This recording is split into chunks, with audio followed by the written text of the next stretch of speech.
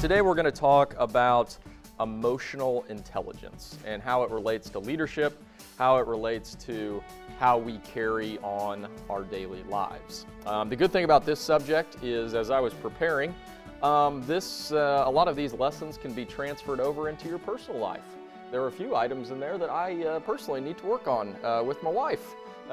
This should be good. I would encourage you to think broadly as we go through some of these points. So the talk that I found is, as many of you probably know or probably saw, I believe it was not this past Monday, but the Monday before, Colin Powell died.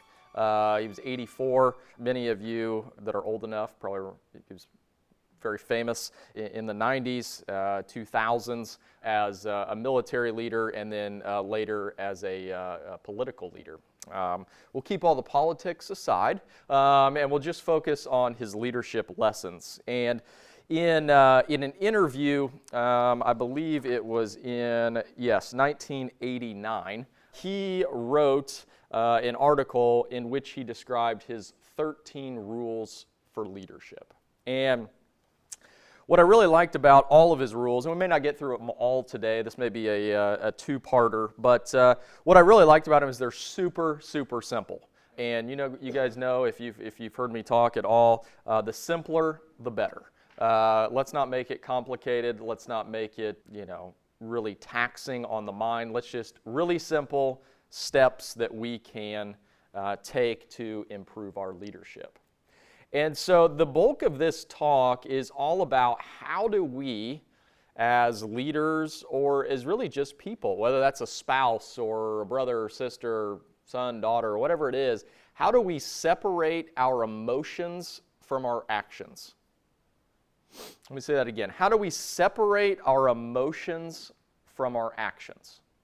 I'm sure we're all thinking now of a time when we let emotions get the best of us. We responded to a situation which we later regretted, or God, I wish I would have done that differently, or God, now that I think about it, that may not have been as bad as what I initially thought.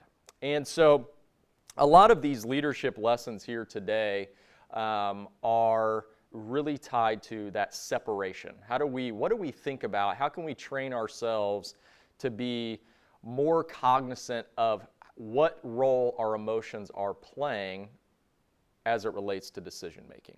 So we're all going to face decisions today and in the future that are going to stir our emotions in one way or another, positively, negatively, neutral, whatever it may be. How do we comb through those emotions and then make a proper decision or facilitate a discussion that leads to a positive outcome? So, as we dive in here, rule number one, this is one of my favorites. It ain't as bad as you think, it will look better in the morning. It ain't as bad as you think, it will look better in the morning. So, as it relates to stripping the emotion away from our decision making, who has ever slept on something or heard that term? Hey, just sleep on it. What I have found out is that it always turns out better in the morning, it seems. There always seems to be a little bit more clarity after a night of sleep. Does the situation always get better? Maybe not. The situation may be what it is. But I think a night of sleep and some time to think on it allows us to release that emotional charge that may have been stirred when a situation was first presented. And we get into a new state of mind. And what I have learned is it really allows, we always talk about there is no such thing as failure. Failure is only a way to learn, and we can keep moving. And so what I have learned is that taking a night and thinking about it has really helped me train my brain into finding what there is to be learned from that particular situation. Like, yes, there are bad things. Like, what day was it? Wednesday. Holy cow. I literally went home, told my wife, here's the deal. It's now 6:30. I'm going to be in bed by 8 because I am exhausted. This day has taken everything out of me that I have. I'll put one of the kids to bed. I'm going to have dinner, but that is my plan. Just wanted to let you know. Yeah, I followed through with that plan. Ended up falling asleep in Blake's bed. at 8 o'clock. And then woke up at 9 to my wife punching me in the side, get out of her bed. We're trying to teach her to sleep. So that was a little bit, that didn't go as planned, but we're working through that. But what it allowed me to do is that next morning I came in and just super refreshed. Had the situation changed from Wednesday? No, it didn't. But yesterday I had a lot more clarity on all of those things that didn't go so well on Wednesday, or those things that appeared challenging, or those things that I was going to have to work through or find a solution or find a different way to attack the problem. Those solutions weren't there on Wednesday, I will tell you. My head was laid down on my desk like, get me out of here. That was where I was. Well, I wasn't going to make any sort of good decision in that state. And to me, that's the key, is understanding when we get emotionally charged or when something upsets us, and realizing I am not going to make a great decision in this space. And that's okay to say. If someone presents a problem to you, it's okay to say, you know what, let's think on that. Even if it upsets you. Like, I cannot believe you just said that. You know what, let me think on that. We'll get back together. We'll write up a plan. So that can be very tough to do, right? Because we're wired to respond, I'm going to come at you, and I'm going to, rectify this situation right here and now. I don't want it to go on any longer. And the one thing that I think I've learned over the years is that taking your time, I had email is a popular one, right? So, you get that email that just really sets you off, and you are just going to town on that keyboard. Like, watch this. I've got a few things for them. And what I've learned is that if the best thing to do is put that in your draft folder.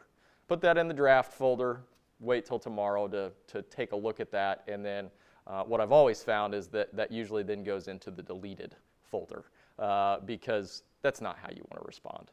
That's your emotions talking, not your leadership talking. So, as it relates to Rule 1, it ain't as bad as you think. It will look better in the morning. Nothing is ever as bad because there's always something to learn. There's always something to move forward on once we evaluate the situation.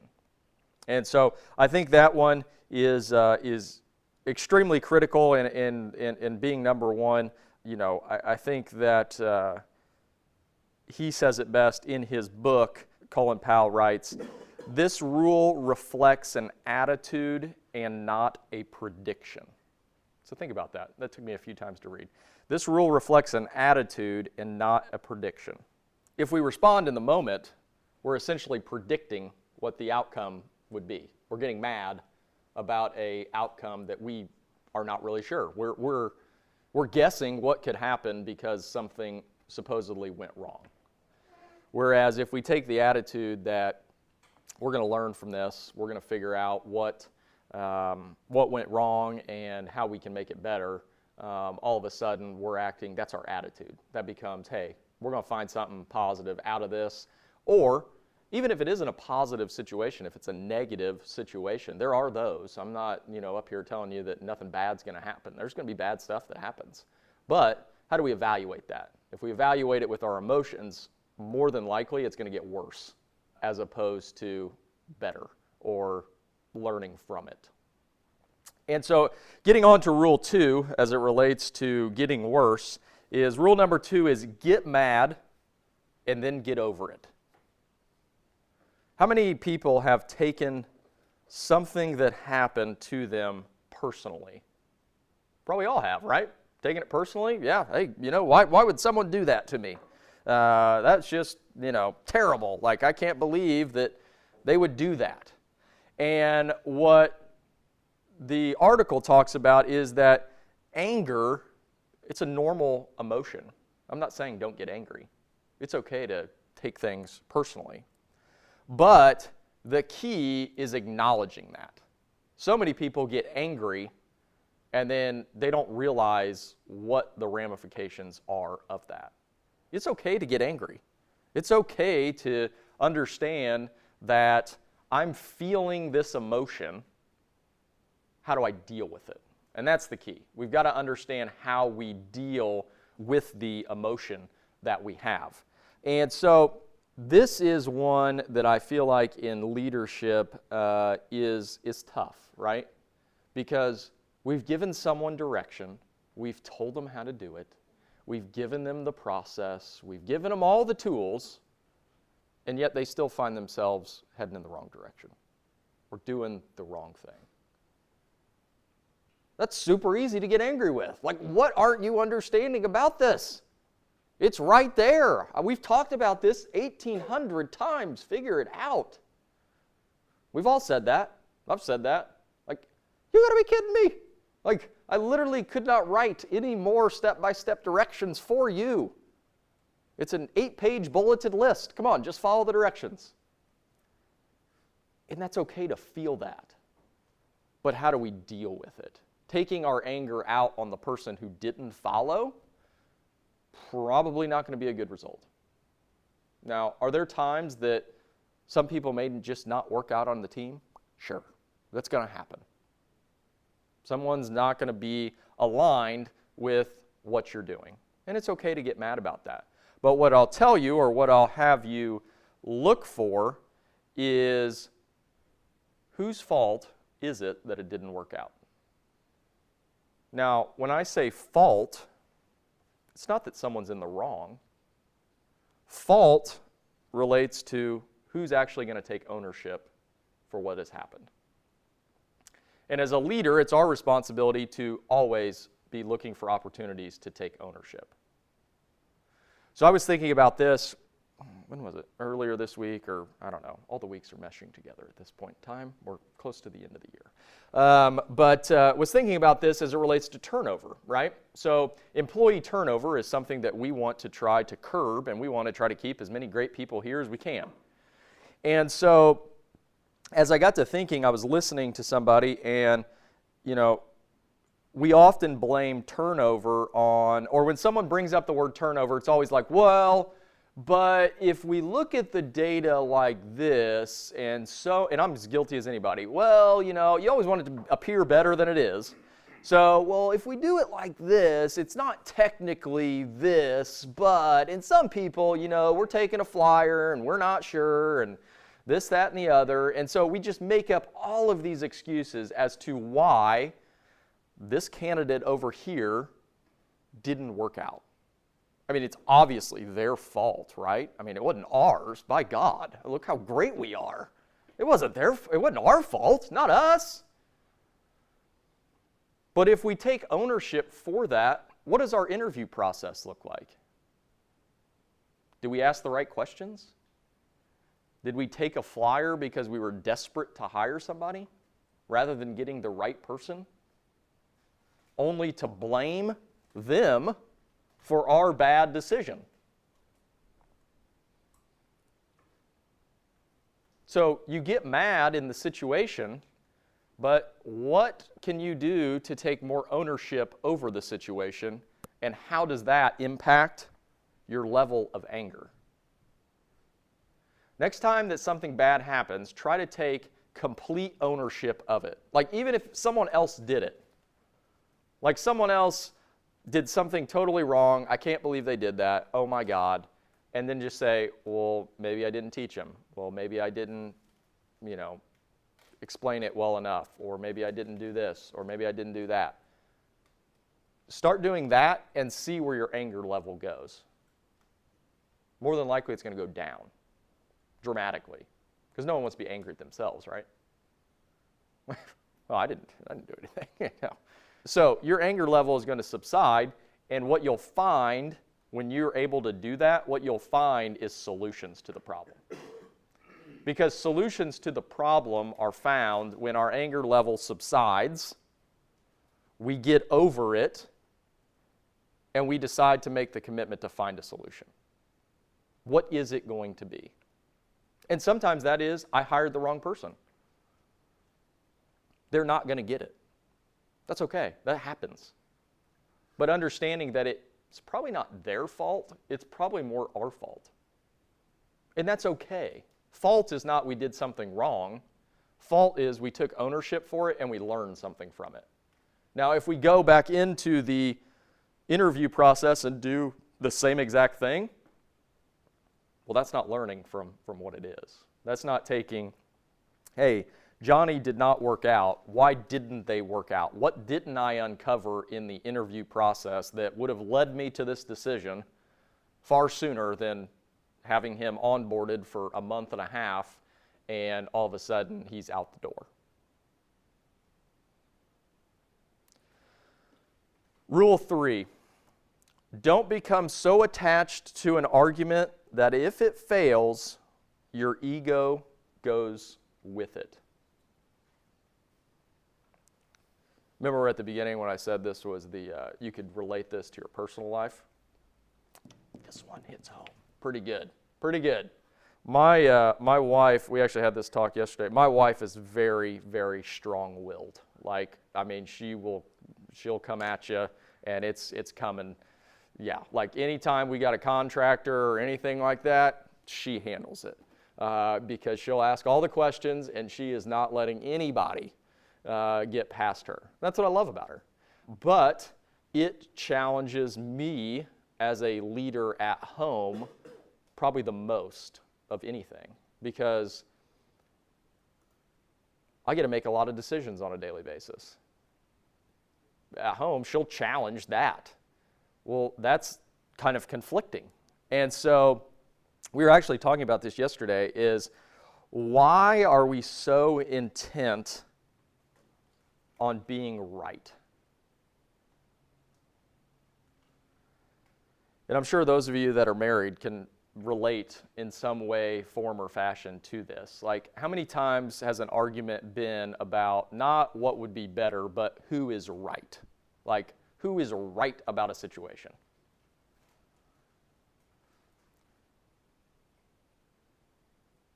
In the article, it says, which I found extremely interesting, as it relates to this, work to find ways for other people to save face during disputes.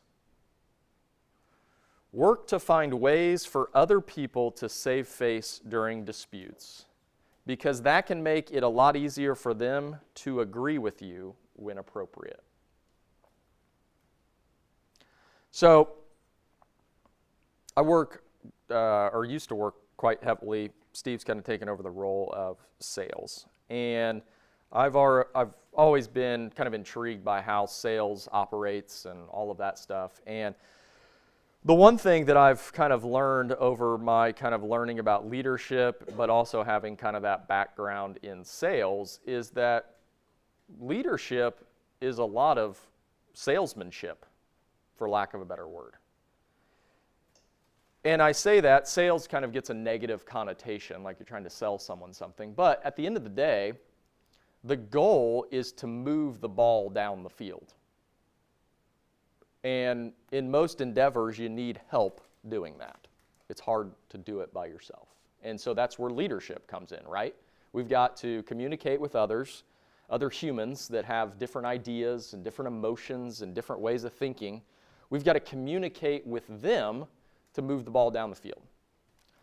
And so if we're always concerned about being right at the next, I'm using a football field analogy, at the next yard line, we're probably not going to move forward because we're going to spend our time on that yard line arguing about how we should move the ball down the field, rather than talking through it, understanding that our point of view is oftentimes a prediction. We often don't know the outcome. You know, reading through this or preparing this morning, I kind of thought about times when, you know, I'd been in a room or something like that and a decision needed to be made and someone just hung on their opinion about why something wouldn't work.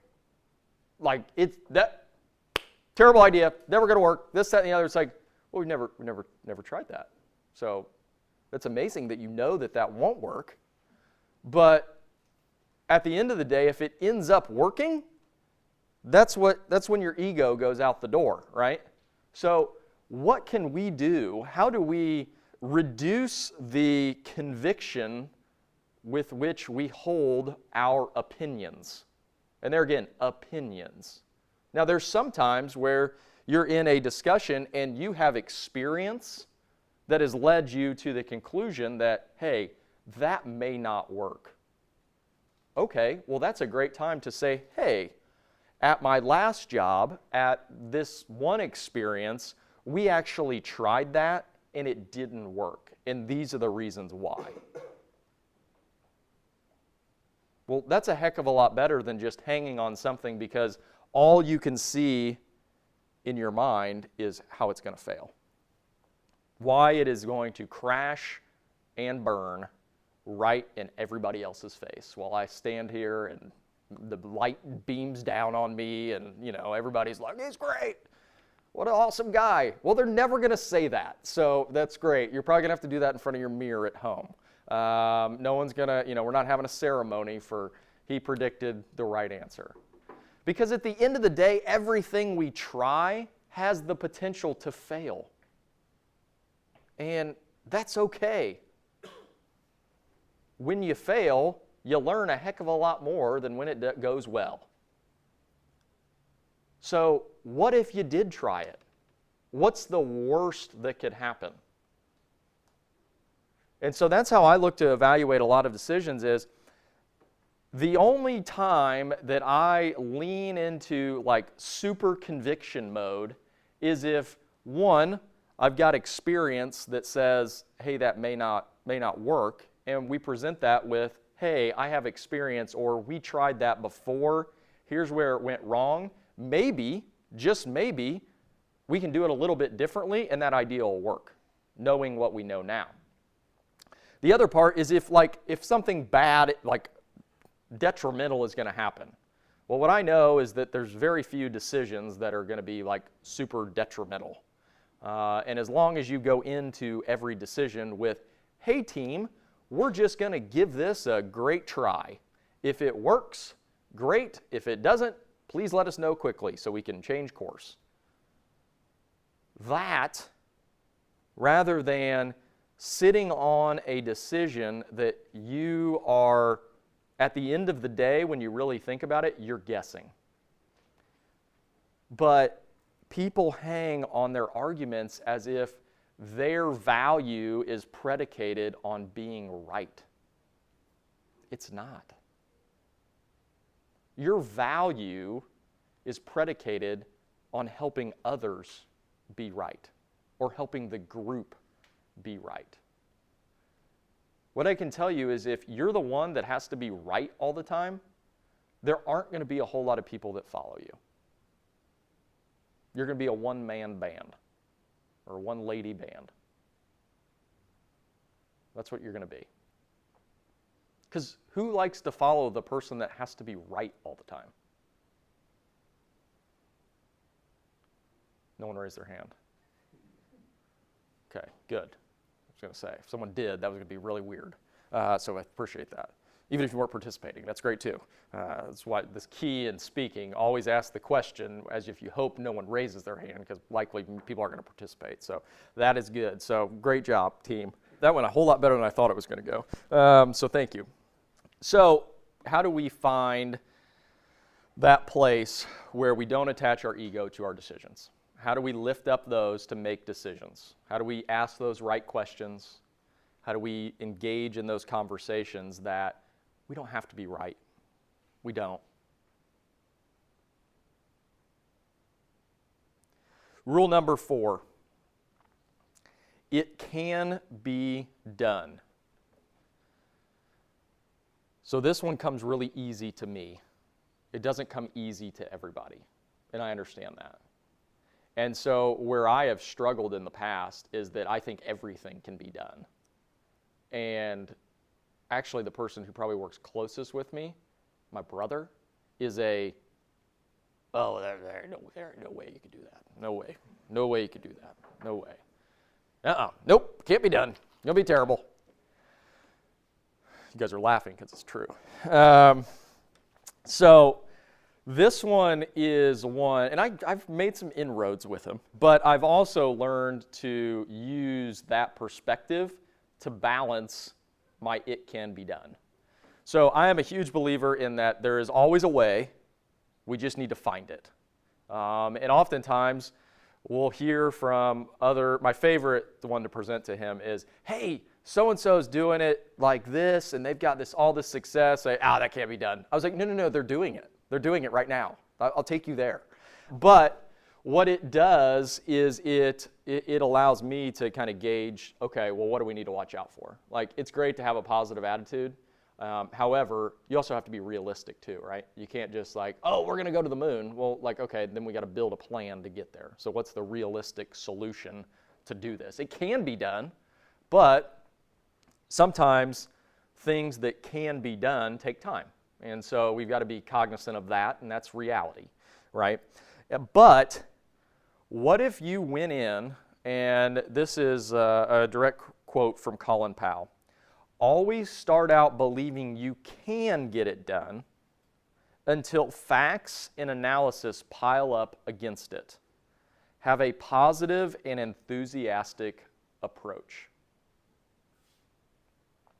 I'm going to read that again. Let me put that on my wall. Always start out, or maybe Tyler's wall. Always start out believing you can get it done until facts and analysis pile up against it. Have a positive and enthusiastic approach. So think about that. Think about the last time that you said, there's no way that can be done. Oh, well, we've always done it this way. That way won't work. Probably, I've probably said that, like, I don't know if that'll work. I'm not sure. But what if you started out thinking that it could be done? How would that change your mindset? How would that change the way that you find solutions? Well, it could be done. We'll have to watch out for that, but I could see where that may work. Okay, so how does that start out? So how would we make this happen? What things do we need to do? And so I had like direct experience with this literally this week. And so where I was not following this. I was not following it can be done. And for a variety of reasons. But what I understood about taking a night to sleep on it was that we had went into the situation hoping that we wouldn't find the answer. I know that sounds weird. It was involving a long story. Basically, we were going into something, we thought that we needed to do it, but at the end of the whole thing, we were like, in the back of our minds, we were like, we didn't want to do this in the first place. Why were we even going? And so we went in with this negative thought of like, well, you're going to have to convince me otherwise. You're going to have to show me something crazy. Well, no one's going to show you anything crazy to do. You're going to talk through it. But how do we get everybody on that page of it can be done? We just got to find a way.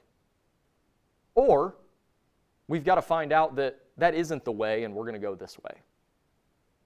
But every idea is just that. It's an idea. Now, sometimes you can use experience and different situations that have happened to, help make that decision. But at the end of the day, understanding and facilitating that notion that it can be done is only going to help your team. It can be done. Walking into a room and saying, hey, I've got this great idea, and then everybody's shooting it down. Well, you're never going to get that going. But how would you facilitate a meeting where everybody gave you every reason why it could work? What if you started out with a list of, here's the idea, now everybody give me every reason why this would be a good thing and how it could work. And now we'll look at the opposite side. Then we've got two lists. What you'll find, not every idea, but you'll find the answer there. And the great thing about finding it that way is, one, you have to go in not attached to your argument, not attached to your idea. So if you go in unattached to your idea, you let your team determine how it could be done versus where we may fall short, and you can help in that. Guess who made the decision? Your team. Guess what decisions work best? The ones your team make up, not you. So as it relates to Rule 3 and 4, don't become attached to that idea or argument so much that you drowned out your team only to have them feel, I'm going to do everything in my power to show him that this doesn't work. We've all been there. We've all been on that other side, right? We've all been on that other side of like, this guy's an idiot. There's no way this is going to work, and I'm going to show him that it's not going to work. Guess how many of those ideas work? None. None. Zero. Zero of those ideas will work because you never got the buy-in. So how do you create that buy-in? How do you create that it can be done attitude? It's involving your team. You've got to ask them for the solution. You know, I was speaking at Nexstar a couple weeks back, and we were talking about creating a school and culture and all that stuff. We were on like a panel, and the one thing, someone talked about doing like surveys. And I said, my point is as it relates to surveys, the most important thing you can do, it's not the questions you ask, it's not anything, it's sharing it with your team and having them come up with the plan of attack. So once you know what the problem is, present the problem and ask them how to solve it. More times than not, they do. They know how to fix it. Or they have ideas that, hey, well, I think it would work best like this. Well, then you can come back and say, well, that's a great idea. However, that's going to affect 3 steps down the line. And they'll say, oh, I didn't even realize that did that down the line, because there's a lot of people in a process. Well, then you can start to get to, well, what if we did it like this? Well, what if we did it like that? Well, that's going to do that. Okay, perfect. Well, all of a sudden, you've created a it can be done attitude by asking them how to solve the problem. You know, as I said, I'm all about simplest thing in leadership. Just let them figure out the problems. Sounds simple, right? Like, a lot of people get into like leadership, they're like, oh, okay, well, good, I get to solve all these problems. No. You just get to facilitate the group solving the problems. You're just the facilitator. Because at the end of the day, if you're making all the decisions, what did we show last time? No one wants to follow the person that makes all the decisions and has to be right all the time. So how do we help our team solve problems? Ask that question the next time to yourself. Whenever you've got a problem that needs to be solved, how could I facilitate a discussion where my team's going to come with an it can be done attitude? I'm not really attached to how, I don't really care how we do it, I just need to get this result. I can tell you that will foster that it can be done attitude. Rule number 5. Be careful what you choose. You may get it. The article refers to a military saying, slow is smooth and smooth is fast. So I like to move fast. And I love it because I think that there is a certain advantage to moving with speed. However, what I have learned is that there are certain decisions that you can move fast and you gain an advantage, but there are other ones where you can mess things up if you move too fast.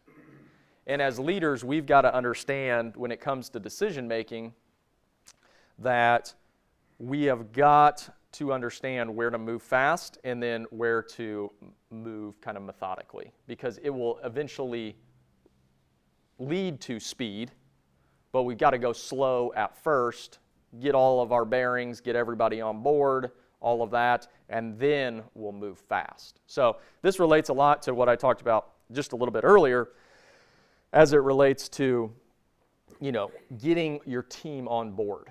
So there's speed, and then there's the issues that you're going to, so there's a lot of decisions you can make with speed. So it's not getting, which I'll talk about here in a minute, not getting caught up in like the minutia of like, well, how are we going to make this perfect? It's never going to be perfect, so we just got to roll. But if it's a decision where you need your team's buy-in, like you've got to go slow. Because ultimately, if you get all their buy-in, if they all have a can-do attitude, guess what's going to happen? You're going to get the result, and you're going to move fast. Whereas if you don't, if you make fast decisions, hey, we just changed this program, hey, we're doing this now, hey, we're doing that, and everybody's like, well, what the hell's going on here? Guess what? You're going to move slow. It's going to appear like you're moving fast, but you're going to move slow. So we've got to be able to, and this takes practice. I mean, we've all screwed it up. Trust me, I've screwed it up many a times. We tried to acquire 3 companies in 45 days. That was stupid. I did that. It's okay. We learned from it. We're getting better at it, you know? And that's what I told everybody, you know, hey, we'll learn from it. Meanwhile, they were about ready to punch me in the face. So that was not a fun time. But we are back in good terms with everybody. But no, and they were right to do that. That was my error. But that was me moving fast. I wanted speed. Well, in an acquisition, you can't move. You have to move methodical. Like, it's okay for me to get like excited and like get all these things going, but what I've learned is right now we have like 2 that I've told that have to wait. I've told one that has to wait since like June because we weren't ready. So then it's moving slow. It's understanding, okay, what pieces do we have to have in place from a support side to be able to absorb basically their calls the next day. So when we flip the switch, they're coming in, and are we ready? You know, organic growth, it kind of builds and you can kind of see it before it gets there, and it gives you a little bit of time. In acquisition, it's like boom, it's happening. So what I've understood is the diligence process is what we've built out. So this most recent one that we're doing, I literally think in the Dropbox there are close to 500 documents related to this business. We've got a lot of information. We've looked over a lot of information. We've investigated, we've planned, we've talked. It has been, and I hate doing that. That is not my favorite thing to do. But I know that it will set us up for success in the future. It will allow us to go faster. So that is one thing that I tried to go fast at, didn't work, tried it a different way, it's working better now. And so understanding where we can make those moves, sometimes we'll fall flat on our face. But as the other rules state, that's okay. Hey, we learned from it. It's okay. Let's correct it. Let's get back on the horse. That's okay. We'll write it all down. We'll figure it out. Hell, we did a session in here in one meeting where everybody just basically wrote down what sucked about that whole process. And we wrote all that down and said, let's not make it suck again. And so that's what we're on the, I'm on the Make It Not Suck tour here in the back half of the year of just really just, hey, this is going to be great. I've done all the work that I need to do. I didn't throw it on anybody else. So it's been a fun ride. Now I got, 2 months left, almost exactly. So there again, it's okay to move a little bit slower if it's a decision where you need to get everybody on board. As I said, that was a decision where I need to get everybody on board. I didn't think about anybody else. I just said, let's do it. Let's roll. This will be fun. And it wasn't so much fun. You'll get speed with preparation, with understanding where you need to implement that. Rule 6, and we'll finish up with this one, and that gives me 7, 8, 9 through 13. There's even a bonus rule. How about that? So we'll cover that at another session. But rule 6, don't let adverse facts stand in the way of a good decision. The article says, this rule is about realizing that almost all important decisions have to be made without complete information. There are often times when we get debilitated by trying to find out everything about a decision. Like literally, like every day we're coming up with a reason why it won't work. And as it relates to the other one, to the rule before this, we have to understand that most times we're going to move and we don't know what the answer is. As we talked about earlier, we're going to make a board of positives, why this could work, things we have to watch out for, or why it may not work. But at the end of the day, we've got to make a decision to go. And the longer it takes us to make that decision, the slower we'll go. And slow will eventually lead to death. You'll be gone. It doesn't work. Not death physically, but, death of whatever's going on. Yeah, sorry, that got a little morbid. Bad example. I'll rework that one next time. But anyway, you get what I'm saying. So without complete information, I'm sure there's been many of decisions where, you just don't have all the facts and you're not sure what you should do. What I urge you to do is do something. Either don't do it and throw it aside, or go do it and go into it like, we can make this happen. We're going to screw up some things because we don't have all the information, but that's okay. We're going to learn along the way, and we'll make this thing work. And that's the attitude that we have to convey to our team. Because oftentimes when we go with a decision, they're only thinking about the positive board. And when that negative thing happens, terrible idea, we got to get off. No. It's not dead yet. It's not dead yet. Like, we just have to work around this. So we may have to change like one thing to make it all work. But having that attitude of like, hey, this is going wrong. Here's a solution to fix it. Here's how I think we can get around that barrier.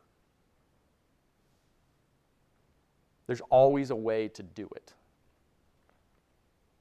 But we're not always going to have all the information. So bringing that spirit of this is where, as a leader, it is very easy to get bogged down by the emotions of your team. When something doesn't go perfectly, what's their immediate reaction? Oh God, sky's falling. Well, how do we facilitate? How do we get out in front of helping them understand that things are going to go wrong? It's not going to go perfectly. No plan ever does. So, as leaders, and as it relates to all 6 of these rules that we went over, is, in reviewing, it ain't as bad as you think. It will look better in the morning. Get mad and then get over it. Don't become so attached to an argument that if it fails, your ego goes with it. It can be done. Be careful what you choose. You may get it. And don't let adverse facts stand in the way of a good decision. So as I think about all 6 of those rules, the one thing that comes to mind, and as it relates to emotional intelligence, in leadership, we have to understand what environment we create. That is where the emotion rises up, in the environment that we create. All of these rules are all about that environment that we create, that can-do attitude, that not being attached to things, that not letting adverse facts get in the way of a good decision. All of those things are about the environment that we create. And oftentimes, leadership is equated to telling people what to do, like process, procedure, follow the rules, do this, do that. Don't do this. Don't ever do that. But what if we took the approach where we really focused in on what is the environment that we are creating? How do people feel when they come in contact with us? What I can tell you is great leaders, people want to be around them. That doesn't mean they have to be the most bubbly person in the world. I'm not the most bubbly person in the world. But what I try to do is, as a leader, sometimes you got to come out of your skin. Sometimes you got to work to create that environment. As leaders, we are all environment creators, because our team is going to live in the environment that we create. We can either create a negative one where it's tear all these ideas down and nothing's going to ever work, and we can find 18 reasons why that's a stupid idea and all of that. Or we can work to create an environment where ideas are fostered and ideas are understood and questioned, and questioning is not a bad thing, it's a good thing, and we're all trying to find a way to make whatever it is that we've decided to go forward with as a team, we're all trying to make that work. And what you'll find is you'll find a lot more things that work than don't. But it's all about the environment. It's not about how great a plans that you have, how many awesome ideas that you have. Because at the end of the day, leadership is about getting others to buy in to the environment that you're creating and fostering the solution to come from your team.